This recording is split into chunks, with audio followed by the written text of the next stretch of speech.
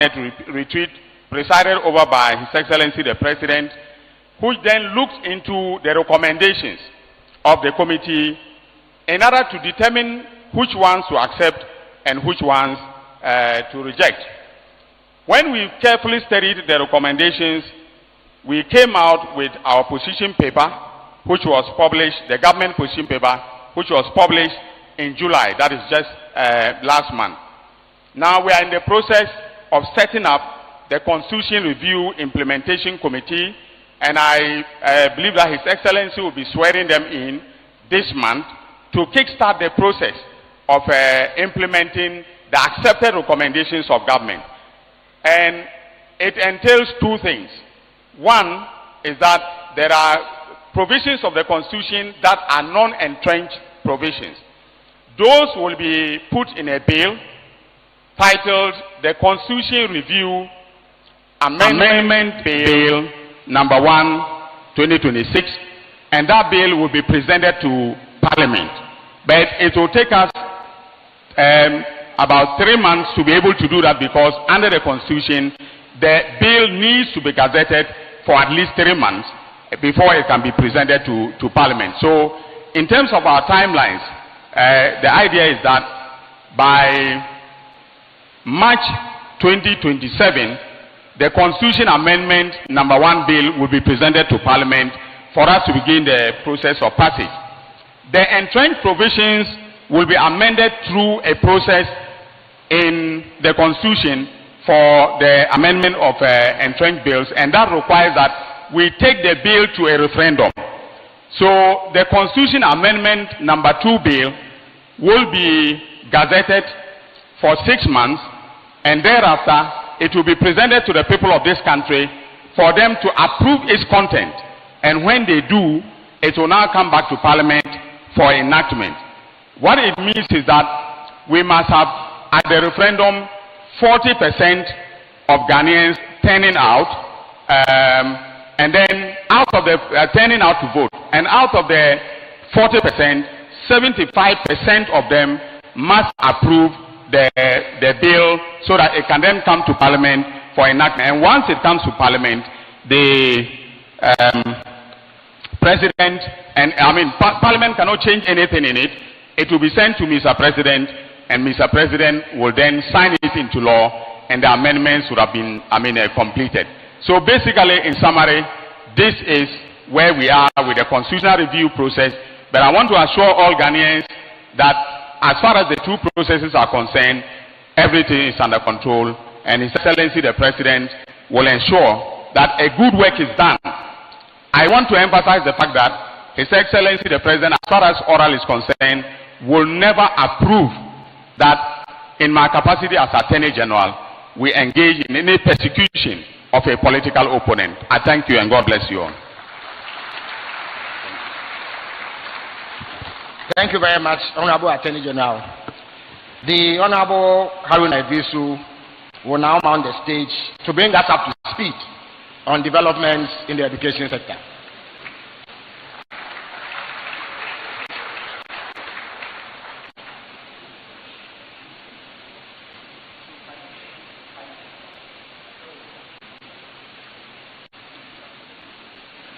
President John Dramani Mahama, President of Ghana and Commander-in-Chief, the Majority Leader and Leader of Government Business, Excellency Cletus Avoka, Council of State and other rep, our very revered and respected chiefs, ministers of state, including Managing Director Goyal and Mr. President, proud students. Mr. President, I will be very brief. Since your assumption of office as President of the Republic, you have endeavored to expand access to education at all levels, basic, secondary, and tertiary. Mr. President, your new policy places emphasis on basic education and realigning expenditure to improve foundational learning and learning outcomes. Mr. President, so far, the GET Fund has awarded 2,038 contracts, basic, secondary, and tertiary, across the country to expand access to education generally. Mr. President, at the tertiary level, your commitment is to ensure that at least 2 to 4 public universities are added to the country, looking at Oti, Ahafo, Western North, and Mr. President, your own Damango. Work is fast advanced for the establishment of the University of Science and Technology in Damango.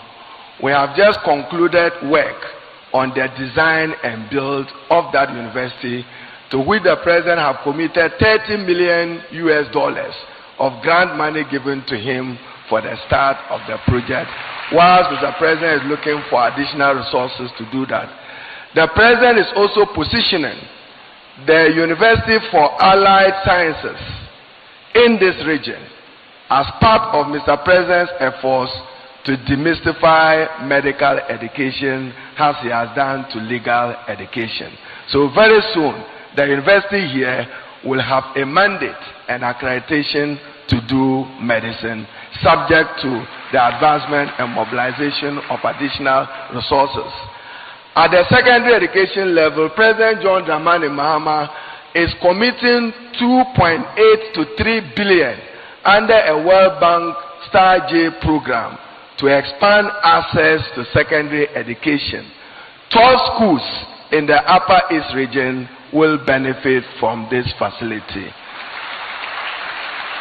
Mr. President, I just reached out to the Honorable Minister for Finance, and he indicates to me that one of the secondary schools in Bolgatanga, he has signed a Badia agreement of $42 million. One of the secondary schools here will benefit from an expanded state-of-the-art institution of STEM in this region. Mr. President, let me conclude by saying that under President Mahama, free senior high school has come to stay. I see our proud students from Zamstek, and also the President visited Borgis. I know that there are attempts to encroach on your land. We will deal swiftly and decisively with that private person who wants to take over the school lands and all other school lands in the country. We will be expanding some of your facilities. Under President John Dramani Mahama, 2 special needs education schools will be constructed in Ho and Sinyane. Work is about commencing on 2 regional libraries in the Ahafo region and also in the Volta region, funded by the District Assembly Common Fund. So for President Mahama, at least I can say that cost of living is better than it was in 2024. If you look at the digits and the performance of the economy, of a strengthened currency, a low inflation rate, and a restructured and reduced debt, President is remobilizing resources. I cannot, Mr. President, conclude any comment in the Upper East region without touching on the Bolgatanga Technical University. We've gotten some funding from the Italians, and part of it will be used to retool some of the universities. So for President Mahama, is expanding access. The students in Zamtek will confess that there is no food shortage at all. Thanks to President Mahama and uncapping GET Fund, the schools are adequately fed with funding from GET Fund, supporting the buffer stock and Ghana commodity exchange. So for us, free senior high school has come to stay. But President Mahama is reviewing it, has reviewed it, and his response is, I'm expanding infrastructure, I'm providing for the feeding, and I'm providing for quality assurance. Let me use this opportunity to thank you, to thank the President that he knows that education remains a priority for the Upper East region. My own school, Navrungu Secondary School, is benefiting from an assembly hall and expanded dormitory as part of the GET Fund initiative in this particular area. So support President Mahama under his research, and education is the better. I thank you. Thank you very much, Honorable Education Minister, for that crisp presentation. Now, the Minister for Food and Agriculture, the Honorable Eric Opoku, will brief us on how his ministry is supporting agriculture in the Upper East region and ensuring food sufficiency for the whole of the country. Thank you very much. Thank you very much, Moderator. Your Excellency, all protocols observed. We from the Ministry of Food and Agriculture have the responsibility to ensure that Ghana attains food self-sufficiency. We introduced what we call the Feed Ghana program. Under the Feed Ghana program, we campaigned across the country that everybody in this country must participate in agriculture. We encourage school farming, we encourage faith-based organizations to be part of agriculture, and indeed we encourage entities, state agencies to also participate in the process. When we assumed office, Ghana has experienced two major disasters. The first one was the spillage from the Akosombo Dam that devastated farms in the Volta enclave. The second one was the spillage, the dry spell that occurred in the northern enclave that also destroyed farms valued at millions of Ghana cedis. And so there was shortage of food. And Ghana, the government of Ghana, was at that time importing rice, maize to supplement local production. Food inflation at that time, in January 2025, food inflation was 28.3%. After 1 year of the implementation of the Feed Ghana program, food inflation reduced significantly.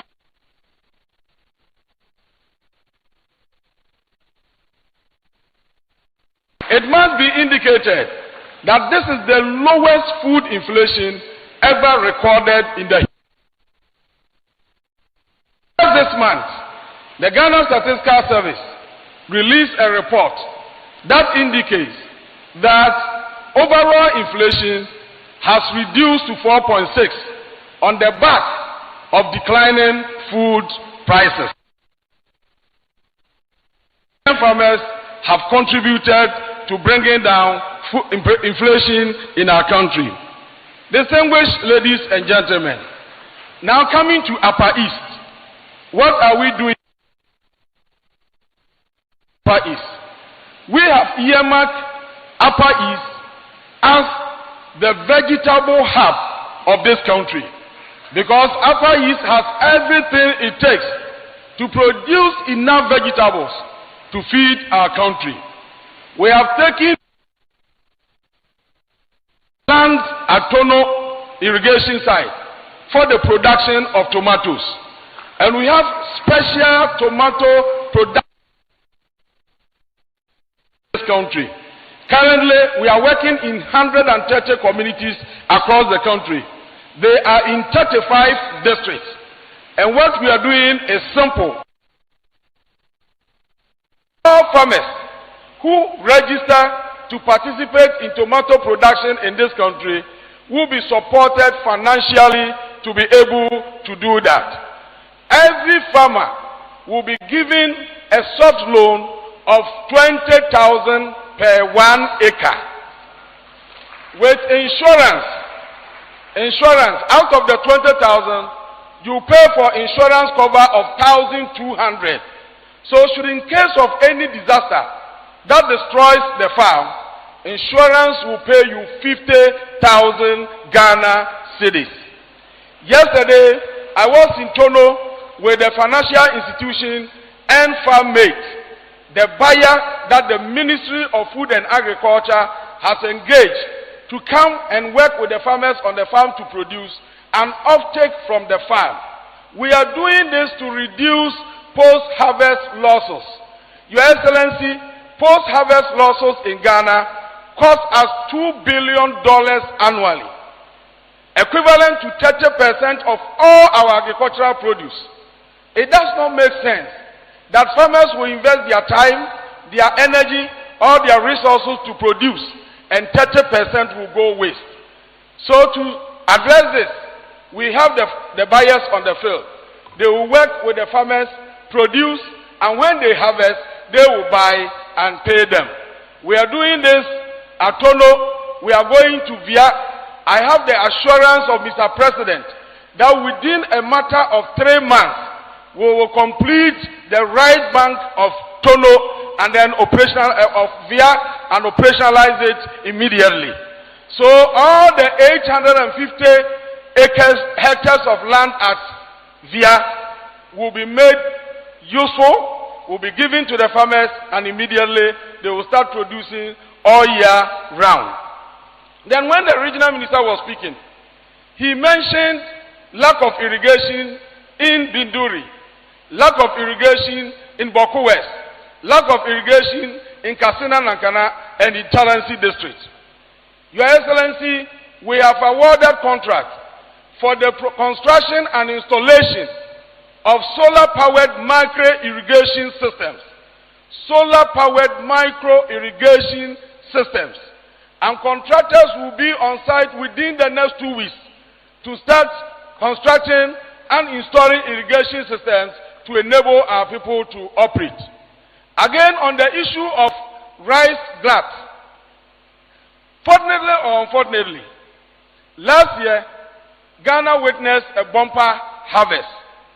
Our farmers produced so much that the market was unable to accommodate. President Mahama, for the first time in the history of this country, made available resources through the Ministry of Food and Agriculture to the National Food Buffer Stock to go into the market and mop up the excess. As we speak today, all our warehouses, our silos are full. We have more than 20,000 metric tons of grains stored. So in case of any emergency in this country, the government of President Mahama is ready to provide grains to support the citizens of our country. Unfortunately, we have one challenge to deal with. That is the glut of rice on our farms. In fact, when I came to Bolga, many of the farmers that came to me said that, when are you people going to procure our rice? President Mahama has given us resources, and buffer stock has started awarding contracts to millers. In fact, in Akko, we have given contracts to a private entity that is working with ICO. The contractor is supposed to buy the paddy rice, mill, and then transport to the national buffer stock. We have instructed them that if we hear that they are not buying from our farmers and that they are buying from other sources, that contract will be terminated immediately. And so all the rice farmers here in Garden, we want you to have the assurance that within the next 3 months, all the rice that you have, that we are not getting market, government of His Excellency John Dramani Mahama will buy all the rice for us to feed our students in the various schools. At the end of this month, the National Food Buffer Stock will publish the list of all the millers that we have contracted to buy the rice. We will publish them in the Daily Graphic, in the Ghanaian Times, and all the papers, and also announce on all our radio stations for every farmer to know where they are located so that you can send your rice there for it to be bought. The good news is that we will not allow them to buy the rice cheaply. We are going to offer reasonable prices so that farmers can earn something significant from their sweat and labor. This year, we have procured 730,101 bags of inorganic fertilizer, equivalent to 37,000 metric tons. We have also procured 190,561 liters of organic fertilizer. We have also procured huge quantities of improved maize, rice, pepper, onion and tomato seeds, and we have distributed across the country free of charge to our farmers. We are doing this for one important reason. It is an emergency cushion in response to the low prices occasioned by the glut we have experienced this year. The president believes that farmers did not get enough income to be able to procure this input, and so there is a need for government to cushion farmers in order to produce at an affordable cost. So our farmers in the various cooperatives have been served. Every agricultural district in Ghana have been served. Our traditional authorities who are farming have also been served. Faith-based organizations have been served. Schools registered with us under the Free Ghana program have been served. And therefore we expect bumper harvest again this year. And we are preparing, we are putting up enough storage facilities to be able to accommodate the excess. Distinguished ladies and gentlemen, this is my last point. In order to scale up agricultural production, President Mahama promised mechanization. So we are setting up what we call agricultural mechanization centers, now changed to the farmers service centers. We are constructing 70 across the region. Contractors are already on the field. In Upper East, the Savannah Development Authority is setting up a farmer service center in Naga. They are also setting up another one in Iko. We have selected 4 different districts to also have farmer service centers here. The farmer service centers are going to serve as one-stop shop for all the farmers. If you want tractors, you get them there. If you want to plow your land, you get equipment there. If you want combine harvesters, you get it there. Whatever equipment that you need that will enable you scale up your farming activities, you get everything there. We are importing into this country the first batch of equipment. It has never happened in the history of Ghana that a government will at a point import agricultural equipment and implements numbering 1,840 into Ghana. It has never happened except under President John Dramani Mahama. We are bringing in tractors numbering 440 tractors, and that is the first batch. In the second batch, we are adding 660 to make a total of 1,100 tractors. This has never happened in the history of our country. Now we want agriculture to transition from agriculture being a mere survival activity to agriculture being enterprise, lucrative activity for all farmers who are engaged in agriculture to earn something substantial for their livelihood. Thank you. I'm done. Thank you very much, Minister for Food and Agriculture, the Honorable Eric Opoku, for that comprehensive briefing packed into a few minutes. Now, there is hardly any region in Ghana that is not seeing the construction of major roads. And the man who has been helming that activity, the Honorable Governor Kwame Abuja, Minister for Roads and Highways, is here to brief us on the progress of work. Thank you very much. Honorable Felix, thank you very much. He just reminded me again that I have only 5 minutes, so I'll make it snappy. Your Excellency, President John Dramani Mahama and colleagues, I will stand on existing protocols and make it snappy.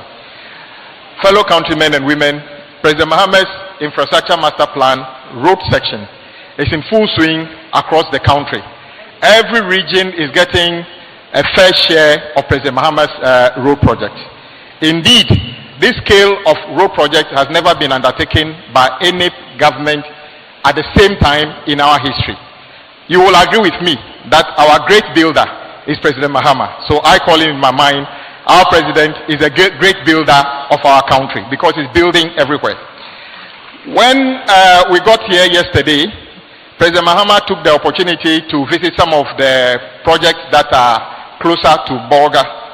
So yesterday we visited the Navrongo Chuchuliga Tumu Road, and the contractor is doing very well on the site. When that project is completed together with others, it will be the easiest way to travel from Bolga all the way to Wa. Those of you who have been plying that road now will realize that many of the contractors have finished their sealing works to a large extent. Yesterday also, as the regional minister said, one of the projects President Mahama started in 2015, works actually started in 2016, was the Bolga Boku Polmakum, and when he left office, the project stalled. The previous government tried to resuscitate it. Unfortunately, our debt profile made it impossible. Now, President Mahama has directed that whatever it takes for that project to be completed by the end of 2027 has to be done.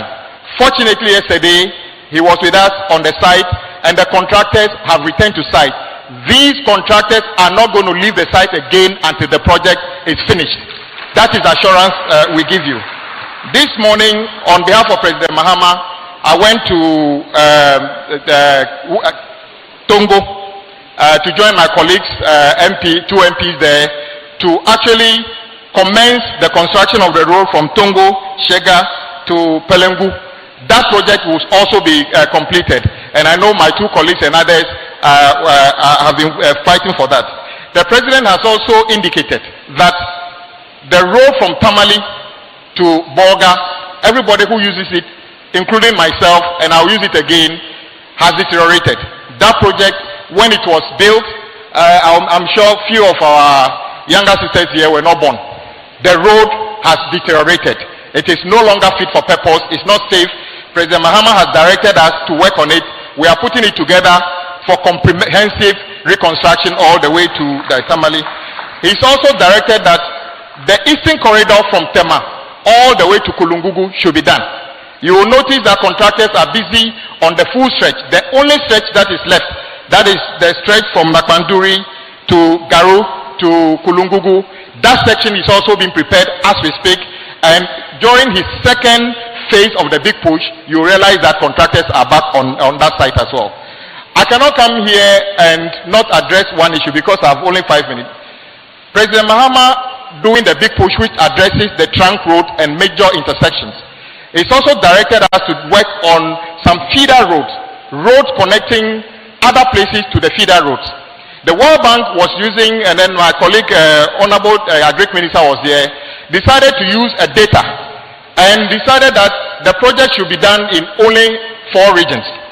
Later, we expanded it, and then we ended up in 13 regions, leaving 3 other regions, Greater Accra, Upper East, and Northeast. I know this issue has become topical. What I'm going to say here will put me in trouble in other regions. Because what I know is that some of the World Bank project we have been talking about amounted to about 40-60 kilometers in some regions.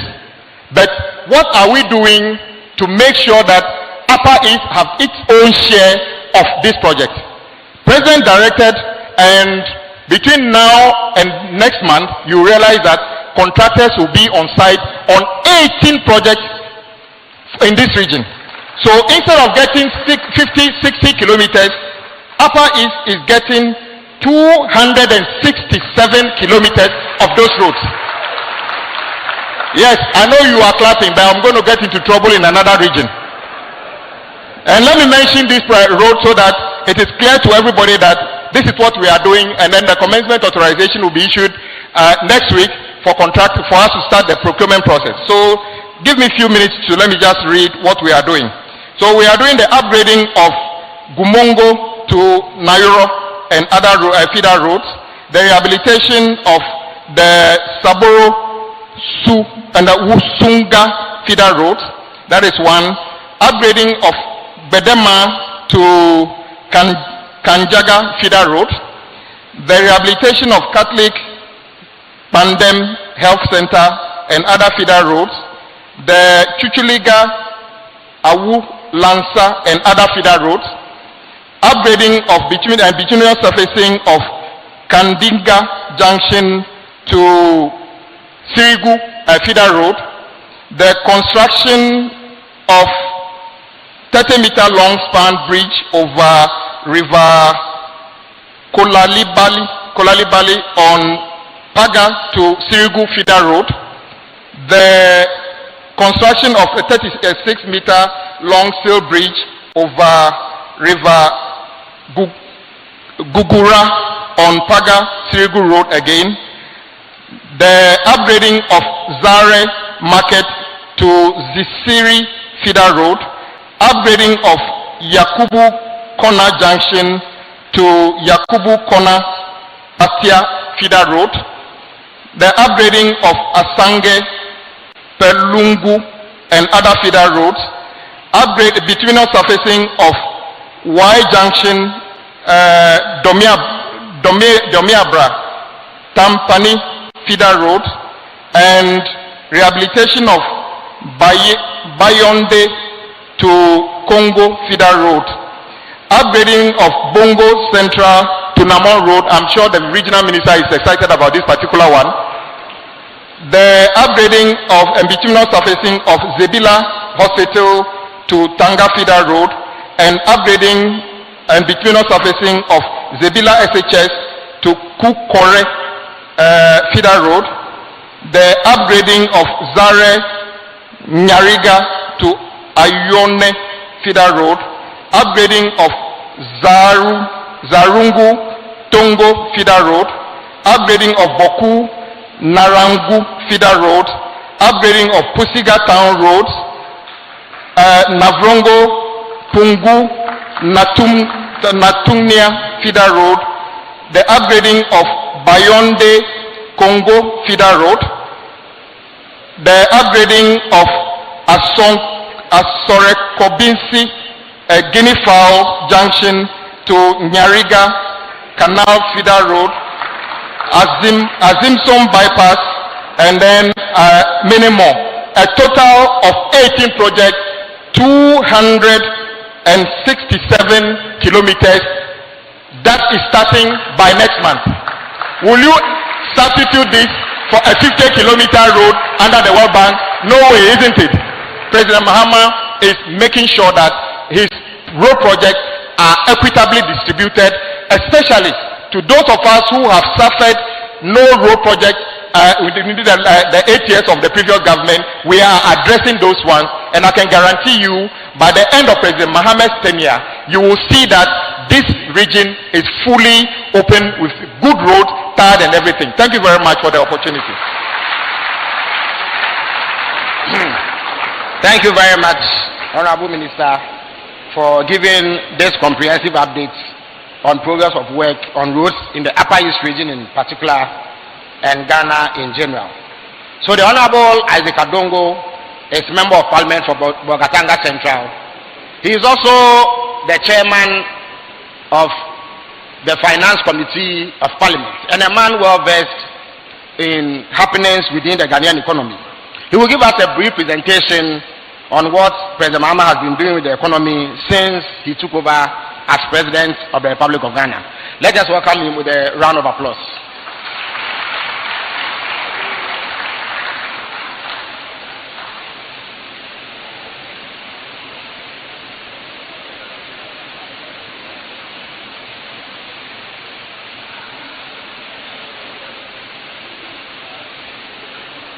His Excellency, the President of the Republic of Ghana, may I stand on the existing protocols already established to make some few remarks.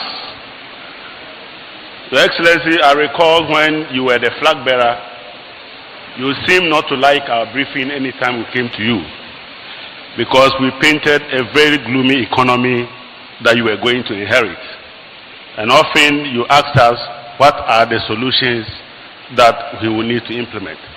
There were 4 key issues that you were concerned with. One was the fact that Ghana was spending recklessly, and you wanted clear reforms that will ensure that will get a handle on the expenditures that we incur to manage the economy.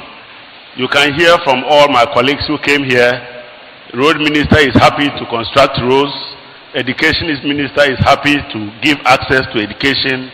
And you could also hear the others, all of them are asking for money. And your question was, how do we do this without plunging the country into the kind of situation that we found ourselves? And we said we will find a solution. The second one was that everywhere we went, Ghanaians were suffering from the management of the economy in relation to monetary policy. Inflation was very high, interest rates were very high, exchange rate was very bad, and all that you wanted was how do we ensure that within a shorter period, Ghanaians experience some relief in terms of those numbers coming down and giving relief to Ghanaians. Then the third issue that we were concerned with was how do we strengthen the external sector of Ghana, particularly when you were told that the only foreign currency that we have, the dollar, and all other foreign reserves at the Bank of Ghana could only last for 2 weeks at the central bank. So even if you had to buy medicine for the people of Ghana and you went to the Bank of Ghana, you wouldn't find money to buy those medicines. So His Excellency wanted to find out how we will bring back the stability in the economy and strengthen monetary policy. Then finally, you said that after all of this, the economy must grow. So you were worried about the real sector of the economy. Today, Mr. President, I'm happy not to report bad news, but to tell you that your government over just 1 year, you have turned the corner properly, not the ones that they were attempting to turn and were getting accidents all over the place. Today, you have turned this economy. Your fiscal environment is robust. The Minister for Finance has introduced clear reforms that have anchored the development of our country. And I'm happy to hear the Minister for Roads not just saying that he's awarding contracts, but that he is waiting for what we call commitment authorization. That is an intentional reform that you made that ensured that the Minister for Finance was able to have control over the expenditures that your ministers incurred, but to find the PPA as the agency to safeguard and protect the implementation of the commitment authorization. As a result of that, we are able to do the things that we want to do, but we'll do it much more responsibly and make sure that Ghana does not get into the situation that we had before. Then secondly, within 1 year, your governor of the central bank, together with his board, worked assiduously to bring down inflation. I heard Honorable Eric Opoku mentioning that inflation is now 4.6. In fact, Mr. President, the challenge we are now getting is that people are saying that the inflation is just too low. They are not used to 4.6%. So it looks as if we are rather disrupting them because they are used to 40%, 50%. But of course, over time, we will learn to live with stable prices over a period of time. And that will assist our businessmen to plan and to assist our households to manage their incomes properly. Then we also are able to bring down interest rates. Today, interest rates are no more at the levels that they were before. So businesses can borrow at reasonable cost and expand the economy. Then the concern that you had about the real sector has been addressed. Today, your economy grew by over 6% last year. But what is important is that this growth was broad-based. In fact, Honorable Eric Opoku's sector grew by almost 7.9%. It had never been heard for a very long time that agriculture was doing so well. Even fisheries, that was growing at a negative rate, improved in 2025. Manufacturing, and if you recall in the past, government never mentioned manufacturing growth. They will mention industrial growth. Industrial growth is not just manufacturing. It includes mining, it includes oil sector production, and so they put all of that together so that they can hide the non-growth of the manufacturing sector. But under you, manufacturing has grown by 7% in just 1 year. That is a remarkable achievement. But even more importantly, you are able to do this without borrowing from the external market, but you are able to do that from the resources that are generated by the people of Ghana. Because, Mr. President, one of the briefs that you gave to your Minister for Finance is that he must make sure that whilst he deals with the problem of expenditure, he must also solve the problem of revenue. He must grow the revenue so that we can be able to develop our country without looking for external resources. And so some reforms have been taking place to ensure that we grow the revenue base. Today, for the first time in many years, the customs sector recorded outperformed the revenue target that was set for customs. It has never happened in about 7-8 years, but your government did it in 1 year. And that is because you allowed the introduction of the Republican, which is an AI system that allows the government to control under-invoicing and over-invoicing to be able to rake in the appropriate revenue that we need to grow our country. But at the moment, our biggest problem is the VAT sector. And I'm happy to announce that your minister has instituted a bipartisan committee to advise him on the implementation of what we call the fiscal point of sale device, which is an electronic system that will monitor and ensure that when people buy goods and services and they pay the VAT actually gets to the government and GRA gets the benefit of those resources. And that advisory committee he set up includes the leadership of the finance committee, which also includes the opposition under committee, the leadership of the budget committee, and chaired by his deputy minister, Honorable Ampim Nyako, and oversighted by he himself. And it includes the technical team of the GRA. Mr. President, it is very clear that you are not only developing the country, but you are doing that so responsibly, and to ensure that we don't go back to the days when Ghana went into debt distress. You recall that before we came to power, we told you that you could not go out there and borrow, because when Ghana was going to the last IMF program, a major benchmark for IMF is that IMF does not lend into an unsustainable situation. And so before they come and give you an IMF program, they have to assess your debt levels and come to a conclusion that your debt levels are sustainable. Unfortunately, for the first time, Ghana's debt was assessed not to be sustainable, and therefore we could not qualify for an IMF program for the first time.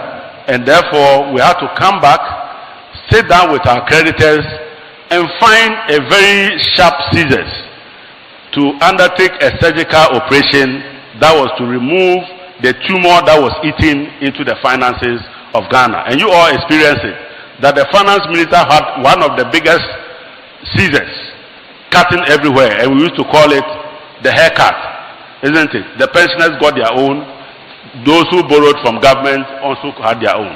Today, you don't want Ghana to go through that painful experience again, and your finance minister, apart from doing all of this, is putting aside money to ensure that when our debt mature, we are able to pay. Only last month, we were able to settle $700 million of debt owed to our external partners that our previous government borrowed and couldn't pay. As we speak now, the minister must find 10 billion next month in October to pay the domestic exchange program debt bondholders whose maturities are falling due. Mr. President, anytime they tell you that you should complete Agenda 111, tell them you are completing their other Agenda 111. The debt they left for us that we need to pay in the next 2 years amount to 111 billion Ghana cedis. That is the Agenda 111 you are working with. And when you finish dealing with that Agenda 111, we will come back to Honorable Akando's 111 and we'll be comfortable to deal with it. Mr. President, thank you very much. Thank you very much, Honorable Adongo, for that presentation. Yesterday, there was a short but impressive ceremony at Zwarungu around the free primary health care program. But for those of you who still are unclear what the program is about, and those of you who are concerned about recruitment into the health sector and other issues relating to the provision of health for the people of Ghana, let me welcome the Honorable Kwabnaminta Akando, who will shed light on this and other matters. Thank you very much.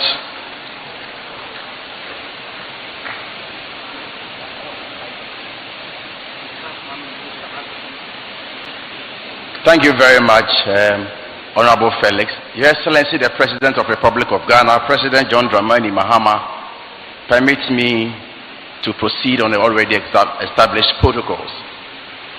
Your Excellency, as we all know, the health of the people is ultimately the wealth of the people. And so there is a journey that every country is embarking on, that is to attain universal health coverage.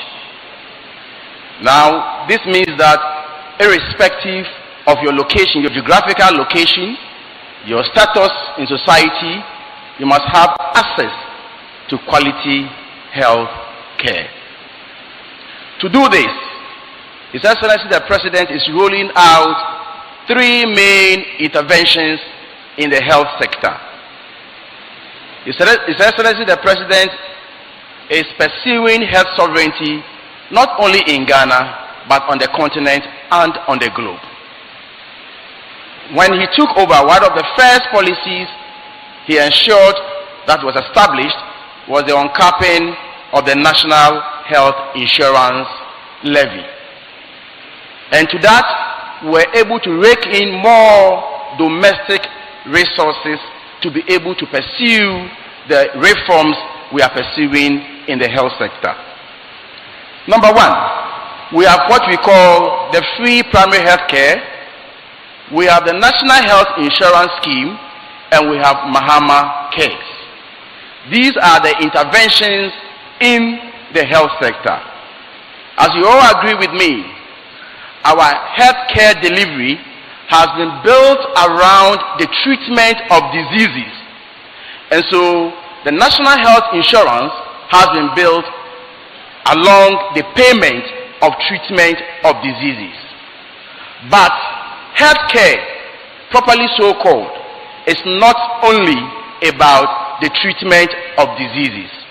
Whilst we are strengthening our healthcare delivery along the treatment of diseases, we are also investing in the prevention of diseases. So we are now paying to prevent diseases.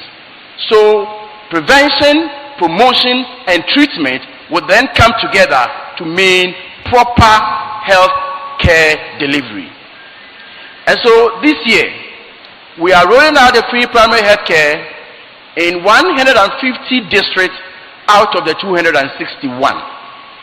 And the free primary health care has its own limitations. We are not rolling out this policy by word of mouth, but we have the logistics, we have the basic equipment that will help us for the smooth implementation of this policy. We have procured not less than 24,000 pieces of these equipment. We have procured motorbikes and motor tricycles that will aid the movement of these health professionals to move from community to community, from house to house, from town to town, in order to discharge their duties. So in Upper East, we have deployed your fair share of the equipment. Yesterday I had the opportunity to visit the regional medical store, and it's full of these equipment. We have also deployed the red bags, we call it the kits, that will help these health professionals to move from house to house.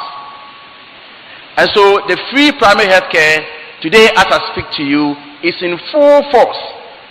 From July to September alone, we have disbursed not less than 35 million Ghana cedis. That is, we are paying for the prevention of the diseases. And this is what they will do. When they come to your homes, they will check your vitals. We all know the non-communicable diseases, they progress silently. So a lot of us do not even know our health status. By the time you realize you either have stroke or one complication or the other, that is when you realize that you are in serious trouble. We do not want to wait till that point. We want to prevent you from getting to that situation, or early detection. And once we are able to detect them early, we'll be able to manage them very, very, very well. Your Excellency, the free primary health care is applicable at the chief's compound, and you have directed that every district must construct not less than 2 chiefs in a year. And so as I speak to you now, over 400 CHIPS compounds have been constructed along the length and breadth of this country. And from there, it is also applicable at the health centers. It's also applicable at the polyclinics. Your Excellency, what it means is that when you are referred beyond the polyclinic, that is the secondary level, the district hospitals, the regional hospitals, and the teaching hospitals, there's another intervention, that is the National Health Insurance Scheme. Your Excellency, we took the National Health Insurance Scheme at a coverage of 57% at the end of 2024. In a matter of less than 2 years, the records available to us indicate that the National Health Insurance has a coverage of 76%. And it is our expectation that by the end of 2028, we should be targeting 90% coverage. And so I will encourage all of you to be subscribers of the National Health Insurance Scheme. Do not say that because of the free primary health care, you don't need the National Health Insurance, because the free primary health care has not come to replace the National Health Insurance Scheme. In the free primary health care, all you need is to identify yourself as a Ghanaian. You don't need to pay anything, both curative, preventive, and promotion. At that point, the National Health Insurance also has its own limitations. There are diseases that are not captured under the National Health Insurance Scheme, especially the non-communicable diseases that are killing us at an alarming rate. And so there's another intervention that His Excellency has established.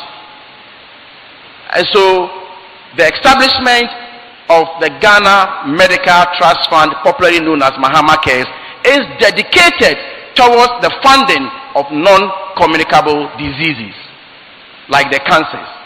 And so along the chain, from primary health care, secondary, and tertiary, at every point along the chain, you have one intervention or the other as a Ghanaian to benefit from. Your Excellency, we inherited a situation where more than 100,000 professionals, health professionals, have been trained, but they are at home without employment. As if that was not enough, we inherited a situation where about 13,500 nurses and midwives had been recruited, posted, yet there was no financial provision to pay them. You all recall, the beginning of this administration, we were greeted with a lot of demonstrations from the nurses. The reason was that they had been recruited, posted without payment. We are left with two options, whether to lay all of them off and look for clearance for them, or to allow them to continue work and then migrate all of them to the payroll. And His Excellency the President directed us to take the latter. Your Excellency, I am happy to report that as I speak now, all the 13,500 nurses have been migrated to the payroll and they are being paid.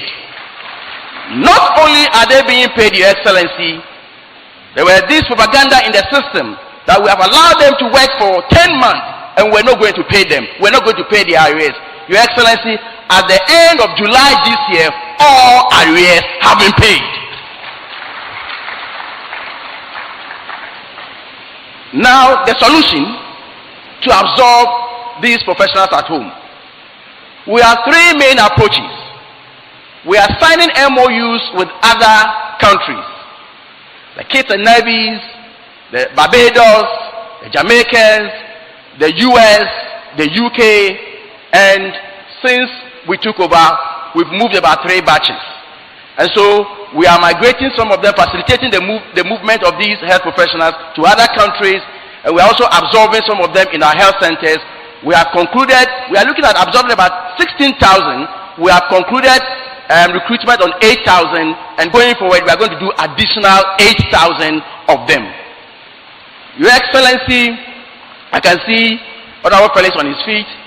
Your Excellency, as I speak to you now, out of the 10 regional hospitals we have in this country, the NDC constructed 9 out of the 10 regional hospitals. And as I speak to you now, we have 6 regions without regional hospitals. In the 2026 budget, allocation has been made to commence the construction of regional hospitals in 3 regions: the Savannah, Western North, and OT. And in 2027, the additional 3 will also be constructed. Agenda 111, lastly. Your Excellency, unlike your first term in office, almost all the projects you left behind, we had dedicated sources of funding. Talk about the Aerojet, talk about the NMS project. But in the case of Agenda 111, no sources of funding. We have invested about 4.8 billion Ghana cedis, and not a single one of them has been completed or in operation. But you have instructed us that none of these projects should be abandoned. So as I speak to you now, we have selected 35 of these projects that government is going to invest in for its full completion and operationalization. Within the 35, the Upper East region has 4 of the 35. 4. So it means that you have more than other regions, because we have 16 regions. So if we are even sharing, it will not be more than 2 per region. But then you have 4 of these facilities. So Your Excellency, again, one very important thing, there is an instrument or equipment which is very vital in fighting non-communicable diseases, cath lab, or we call it cardiology centers. In the northern part of the country, all the 5 regions in the north, there was none. As I speak to you now, we are constructing one at Tamale Teaching Hospital to take care of the northern part of the country. We are constructing one at Kolebu. We have finished the Kolebu one, we've commissioned it, and Komfanoche is also progressing steadily. So there's a lot of progress in the health sector, and we will continue to serve you and serve you well. I'm most grateful. Thank you very much, Honorable Minister responsible for health. President Mahama promised whilst campaigning to be president that he will ensure the timely release of adequate resources to municipal or metropolitan, municipal and district assemblies. The man who has superintended this effort is now penciled to take over at the Ministry of Works and Housing. But before he does that, we require of him one last assignment in respect of the Ministry of Local Government, Chieftaincy and Religious Affairs. The Honorable Ahmed Ibrahim, Honorable MP for the people of Banda. Thank you, Mamdada Felix.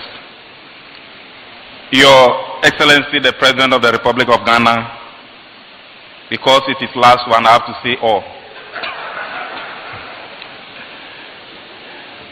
Former Assembly Member for Bole DA, 12-year Member of Parliament for Bole Bamoy, former Deputy Minister, former running mate and Vice President, former President,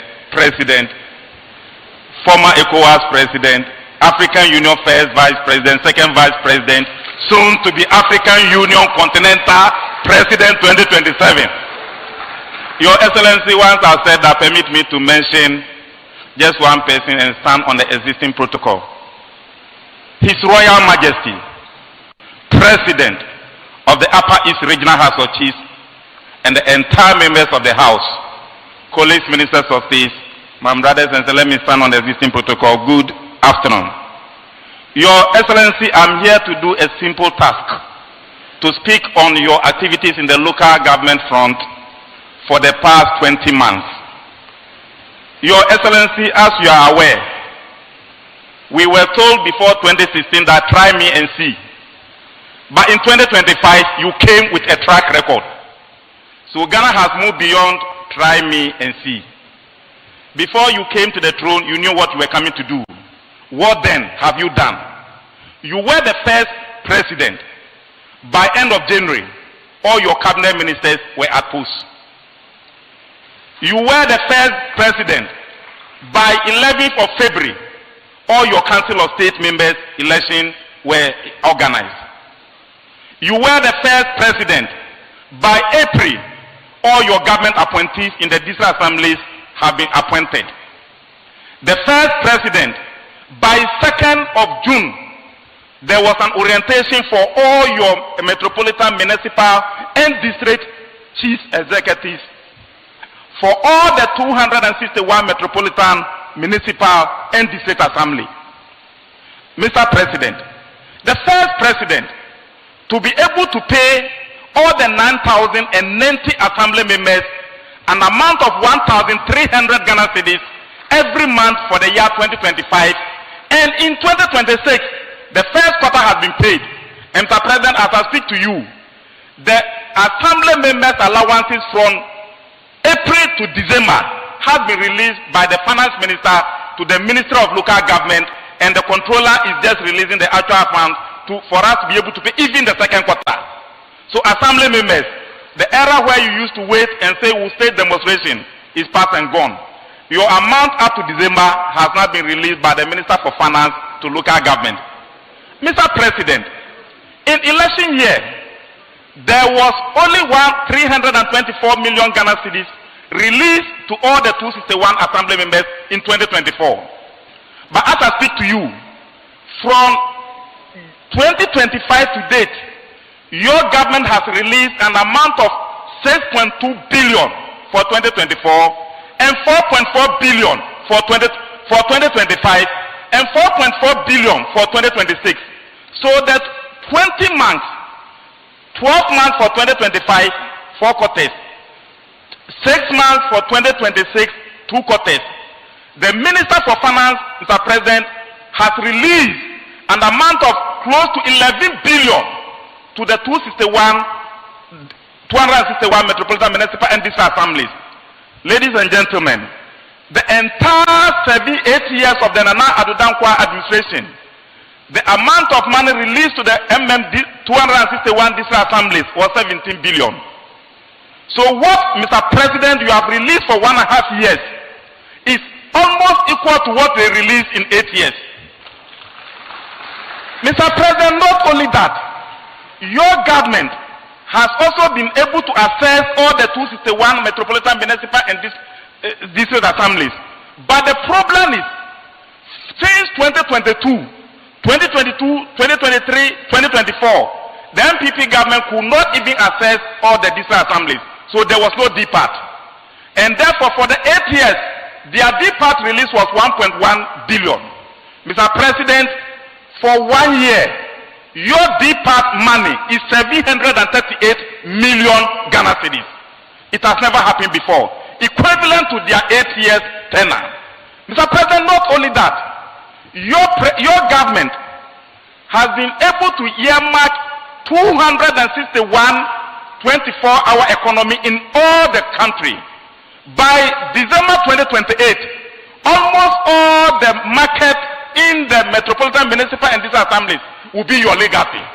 Because apart from the 261, you did Kajetia, you did Kotokraba, you did Home Market, you did Aswasi. So if you add these 261 to what you did before 2016, it means all the markets in the country are constructed by you. And that is why you are called the Ghana's infrastructure king. Mr. President, not only that, on the chieftaincy front, Mr. President, for 8 years, their allowances was not increased. But last year, you increased the allowances for our chiefs, paramount chiefs, and queen mothers by 300%. Mr. President, not only that, the amount for the judicial adjudication for the judicial committee was increased by 67%. Mr. President, not only that, you have given executive approval for the construction and approval for the university for the governance. And through that, Mr. President, you are bringing a course which is called Royal Academy for Chiefs, where our traditional rulers are going to have their capacity building. Nananum will go for courses in the Royal Academy of Chiefs. One of the campuses is in Tamale, one of the campuses is in Akumadan, and one of the campuses is in Accra. Mr. President, this will help to be able to bring down the number of chieftaincy cases that we have. Mr. President, not only that, Apart from that, Mr. President, you are the only one who was able to recruit legal counsels in our judicial committees. And Mr. President, this has never happened. Apart from that, Mr. President, apart from that, Mr. President, you are the only president who has been able to, within this short period of time, you've given approval for the review of the Local Governance Act 936, and not only that, the University for Governance Studies, not only that, another law that, Mr. President, we are reviewing is the Land Use and Spatial Planning Law, which is to be called Town and Country Planning Act. Mr. President, many Ghanaians don't even know what is called Town and Land Use and Spatial Planning. What we are used to is Town and Country Planning. And therefore, the Land Use and Spatial Planning Law is a new thing. The President has approved it. It is for printing. And very soon, it will be presented to Parliament. Finally, Mr. President, we are here today. I've spoken about most of your achievements. The Upper East region is a region where we used to score 15/15. Mr. President, because of that, the region, the MMDCs in the Upper East region were punished because of NDC. In 2024, when the new Patriotic Party government was buying cars for MMDCs, they refused to give some of the cars to the Upper East region DCs. They refused to give to Upper West region. They refused to give to Volta region. They refused to give to Oti region. They refused to give to Savannah region. They refused to give to about the regions that were desperate NDCs were not given. That because of that, Mr. President, most of your MMDCs go to offices on motorbikes. And our colleagues, my respected MMDCs, Mr. President has approved by next year, all the 261 metropolitan, municipal, and district assemblies will receive one SUV and one pickup. So the era where you used to ride to your offices by motorbike will be a thing of the past. And this one, Mr. President, is not only buying for the NDC strongholds, unlike what the MPP did. Mr. President is buying for all the 261. When you get yours, Mr. President, the honorable assembly members, the small honorables, are also crying for their motorbikes. NALAC elections is in December, and they are also talking. Finally, Mr. President, one key thing that the North Upper East region need, you have given $10 million grant for Soko. Soko is a game changer in the Upper East region. Secondary city is a game changer in the Upper East region. Then PSMT is a game changer. These three projects, Mr. President, it's not too big money. But I think when we get back to Accra, if we are able to release those monies, the vulnerables in those regions, 6 regions in the north, will be able to have improvement in their lives. With that, having said this, thank you very much. You said I've been reached out, but I will still be supporting you. So, Mr. President, I'm ever ready to give support. Thank you very much. Thank you very much. So, such support will then make you local government minister emeritus. Your Excellency the President, sector ministers have taken the time to explain exactly what they are doing in furtherance of your vision for the development of Ghana. It is now time for our revered traditional rulers to say a word or two. And to do that on behalf of the Upper East Regional House of Chiefs, I have the pleasure of inviting the Chianapio, P. Ayagetam III. Please speak. Yeah. No? Oh, stand there.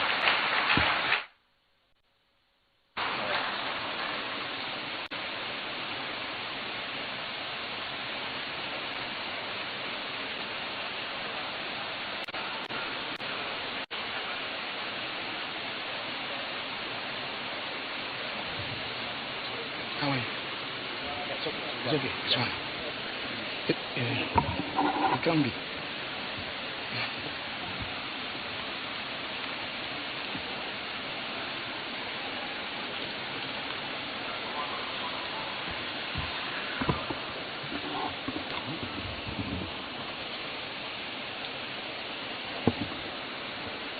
His Excellency the President of the Republic of Ghana, John Dramani Mahama, distinguished councils of state member, Cletus Avoka, the Upper East Regional Minister and his colleague ministers, esteemed members of the Upper East Regional House of Chiefs and the religious fraternity, the Upper East Parliamentary Caucus, MMDCEs, heads of institutions, the media, distinguished ladies and gentlemen, other protocols duly observed. I am honored on this historic occasion of the resetting Ghana citizen engagement with President Mahama to be called upon to deliver a few remarks on behalf of the colleagues, my colleagues, landlords, custodians of the customs and traditions of the people of the Upper East region. I join the regional minister to welcome all of you to the Upper East region.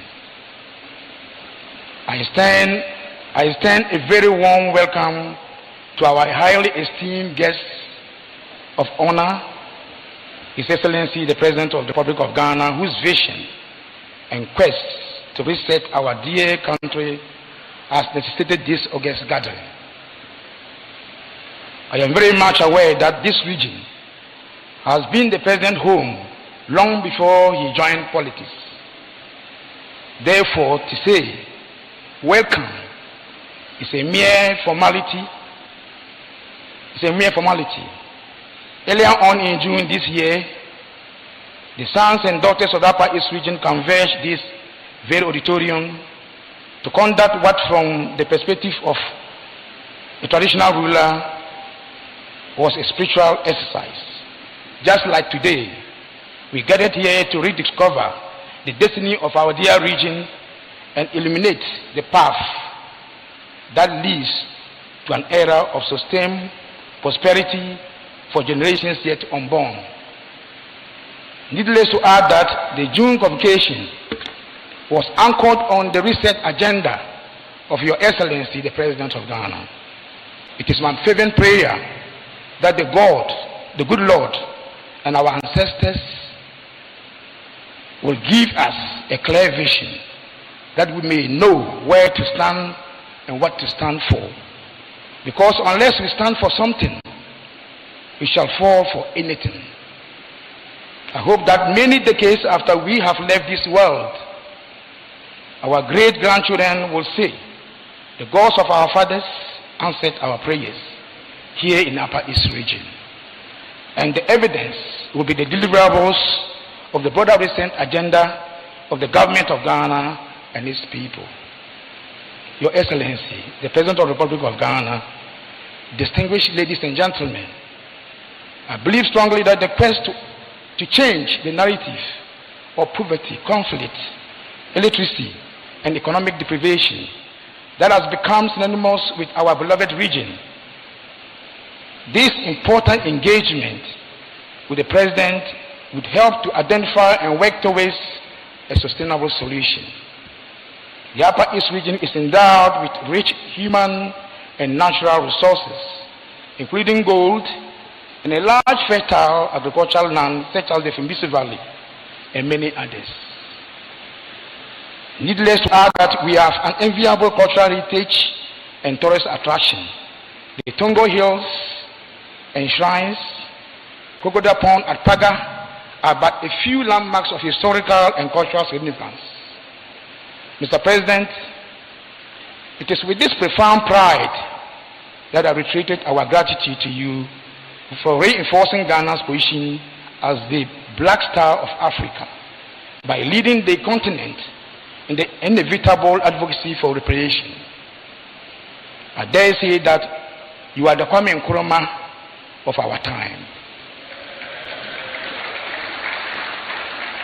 Back home, you have not relented in leading the charge to improve the lives of people.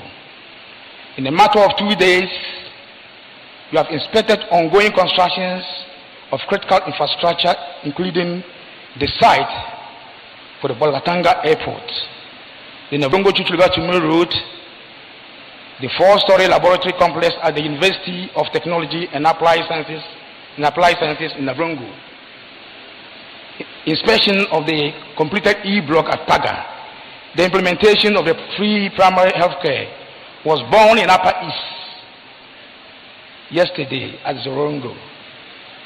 We therefore serve as the pioneering region to deliver the dream and vision of His Excellency the President. We shall not disappoint you, even though there will be setbacks and challenges.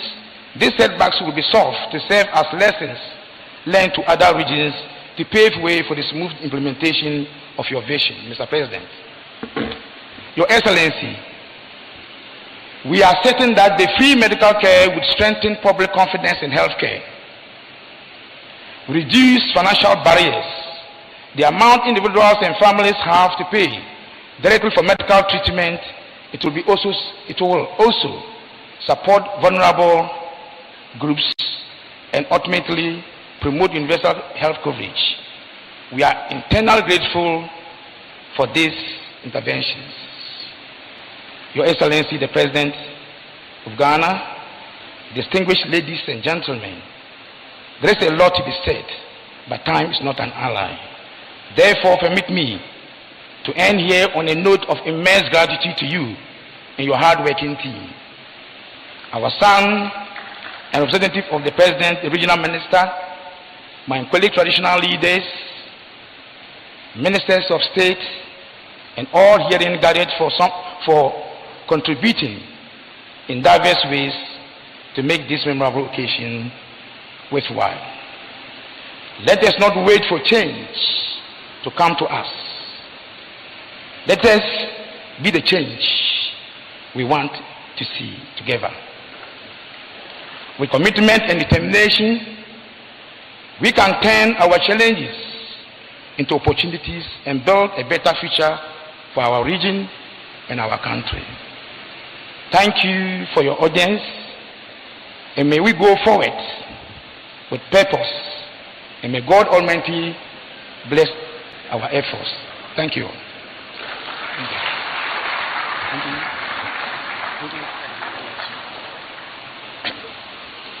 Thank you very much, Chanapio, for those warm remarks.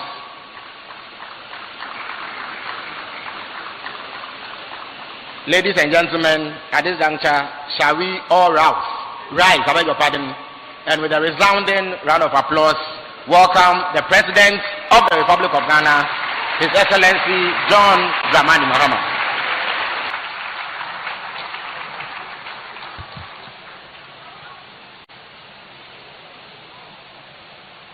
Thank you very much. Kindly resume your seats.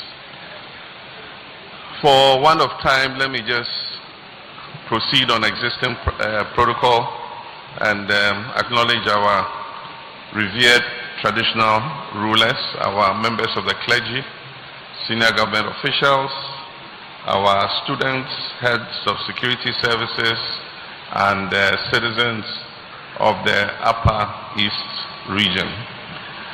You've heard all the presentations, and I don't intend to rehash what my ministers have said already, and so I'll just make a few key points in some of the areas that I noted, and then we'll have the opportunity to enter the interaction phase.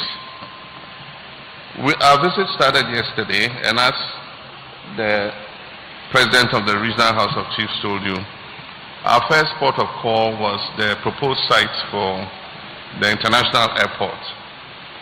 I'm happy to say that it is currently going through procurement for the selection of the contractor who would come on site to build the new Upper East Regional Airport. It will allow direct flights from Accra to Sumbrungu, which is close to Bolgatanga, and it will enhance economic activity within the region. Instead of sitting in a bus for 11 hours to drive from Bolgatanga all the way to Accra, in 1 hour, 5 minutes, you'll be in Accra. And it's has a runway long enough to take all manner of aircrafts that are currently operating domestically. So it can take the jets, like the Africa World have it, and it can take the turboprops like Passion has. And so both will be able to fly in and out of Bolga. It will also enable my own presidential jets to land, and so I don't have to land in Tamale and drive to Bolga. Anytime I'm coming to visit you, we'll fly straight to Sumbrungu and we'll be here in 50 minutes. Then from there we visited the E-block at Paga SHS. Indeed, we commissioned it yesterday. And the Education Minister has explained what we're doing in the education space. And so we are completing 30 of the abandoned E-blocks that we started in my previous presidency that were abandoned after we left office. We're going to complete them so that children can go into them. We have a policy to make those that are in rural areas into boarding schools, because the children come from scattered communities and it is difficult to have them commuting to school every day. And so we're going to add a boys' hostel, girls' hostel, and a dining hall so that they can become full-fledged boarding school, so that the children can live in school. But the ones in high population urban centers, we're going to keep them as community day schools, because the children don't live far from the school, so they can commute every day to those schools. But then there's a new batch of 30 E-blocks that we're going to build under the Star J project that the Minister of Education mentioned. And those are going to target districts that don't yet have schools and high population density areas as community day schools. But aside from that, we're also building 16 new, completely new secondary schools all over the country. And Upper East has also been targeted for some of these new schools. We also visited the Chuchulga-Nakong, Chuchulga-Sandima Road, which is under the Big Push. The Chuchulga-Nakong is just a segment of the entire road from Bolgatang, Navrungo to Wa. And so my turn is working on that segment. And there are other contractors working on all the other lots towards Wa. And so by the end of next year, we'll be able to drive from Bolga to Wa in complete comfort without any dust or potholes. It will be a first-class road, and it will solve the problem of commuting between Wa and Bolga. We are also, the same contractor is doing Chuchulga to Sandima, and we're also going to continue from Sandima to Fumbisi so that we open up that corridor. At the same time, from the Savannah end, we have re-awarded the Busunu to Daboya Road, and we're re-awarding Daboya to Mankargo. And then there's a missing link which will join from Mankargo to Fumbisi.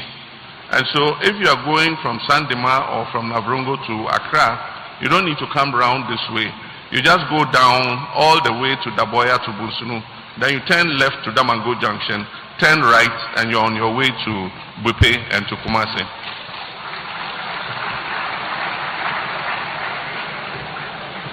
Then our activities yesterday, we ended with the free primary health care, the launch of the free primary health care at Zwarungu. And as the minister explained, it is to fill the gap so that we can achieve universal health coverage. Because we noticed that when we came into office, almost 40% of our people were not on national health insurance. It means that they were not benefiting from healthcare facilities, or even if they did, then it means they had to pay cash to be able to get service. And so, like he said, we introduced 2 new interventions in order that we can achieve universal health coverage.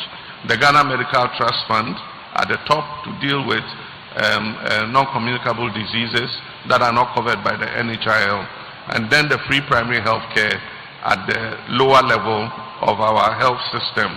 That is from the CHIPS compound, health kiosk, all the way to polyclinics. And like you said, if you're a Ghanaian citizen, you're entitled to free health care. If you go to any of the CHIPS compound, you just identify that you're a Ghanaian, you get free health care. Nobody will charge you.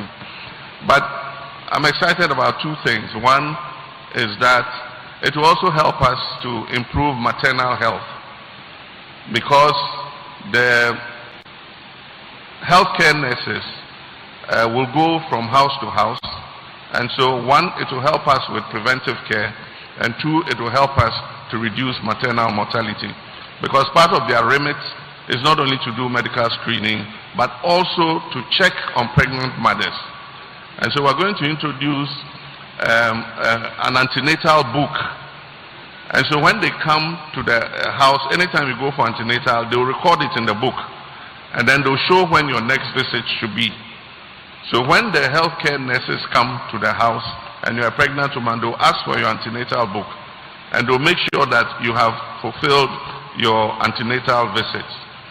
Because a lot of the women who die in childbirth, if you investigate, you'll find that they did not follow the antenatal care system. And so sometimes they have difficulties in birth. Because sometimes if you are carrying a child, you can have high blood pressure because of the pregnancy. And so they need to keep monitoring your pressure. Otherwise, in childbirth, because of the intensity of giving birth to the child, either by cesarean section or by pushing through labor, the mother can die because she gets a stroke, while trying to give birth. And so we need to monitor all these things. And so the free primary health care will help in that monitoring. And then it also gives us the opportunity to do our medical tests. And so I've said that every citizen, and I hope that the chiefs will join us in this education, every citizen once a year must be screened medically. And so we'll take your pressure, we'll check your blood sugar and other vitals to make sure that everything is okay with you. So that is how we ended the day. Honorable Adongo talked about the economy, and I'm happy to add my voice to his that our economy has recovered very well. Indeed, a lot of people, including the IMF and the World Bank themselves, cannot believe how fast this recovery has occurred. But it has taken a lot of fiscal discipline. It has taken working at increasing revenue. It has taken, working to cut down waste and all that. And that is what has helped for this recovery. Like you said, indeed the whole of last year, we didn't send any loan agreement to Parliament. Not one loan agreement. In previous years,